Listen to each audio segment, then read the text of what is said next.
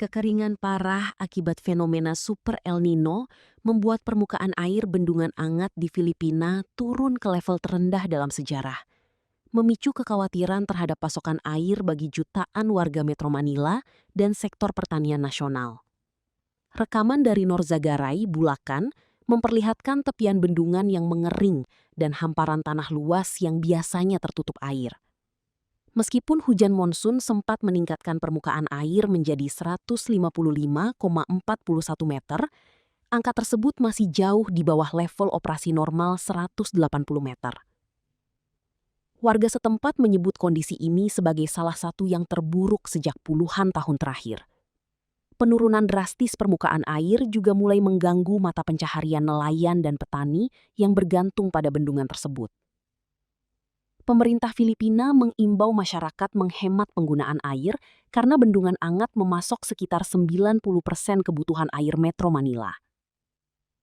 Pakar iklim memperingatkan bahwa kekurangan air telah berdampak besar pada pertanian, terutama tanaman yang membutuhkan banyak air seperti padi, jagung, dan umbi-umbian. Badan Meteorologi Filipina atau PAGASA memperkirakan dampak El Nino masih akan berlanjut hingga awal 2027, sehingga pemerintah didorong memperkuat strategi ketahanan air jangka panjang.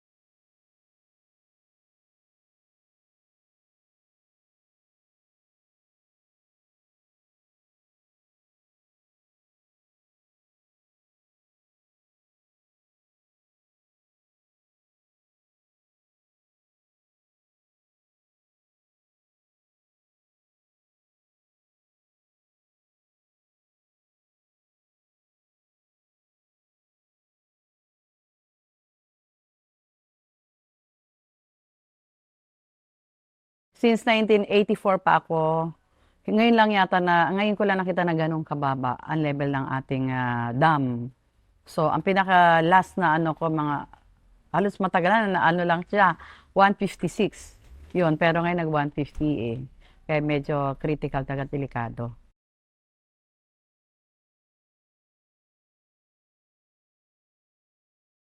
Ang first affected dyan yung ating mangingisda. Karamihan ng ating mangingisda yung mga katutubo. So, pag maliit ang tubig, so mahirap silang makakuha ng isda. Oo. Mostly yun kasi ang karamihan kasi yun ang hanap buhay dito eh, sa aming barangay.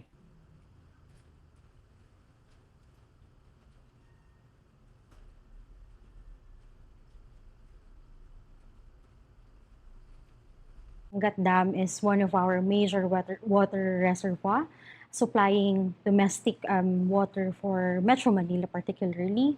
But we all know there would be, a push and pull. We have the agriculture sector that's really dependent in irrigation. And of course, the urban community, especially highly populated communities that are really dependent on water, particularly on those that are dependent on communal or rationed water or potable systems. So if there is a decline in the wet water reservoir, there's also a decline in terms of the consumption of water, especially for the communities.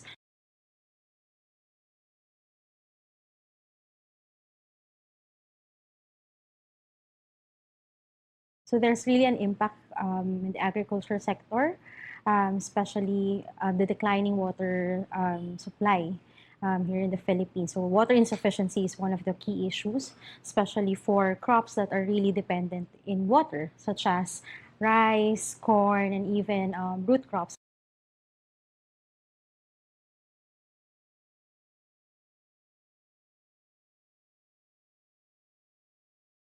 For the longest time, we've been experiencing global warming, and it's really intensifying because of anthropogenic activities. So, on top of that, we're talking about climate variability already. On top of that, again, we have El Nino. So, it's like a double whammy for the communities also.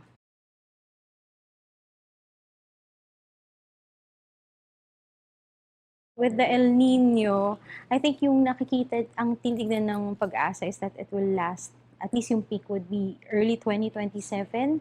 So it means that it should be reactive din, yung reactive and proactive. Reactive meaning what can we do at this time, but also proactive what we can do in the next few years to come. Kasi we all know that El Nino can come and go.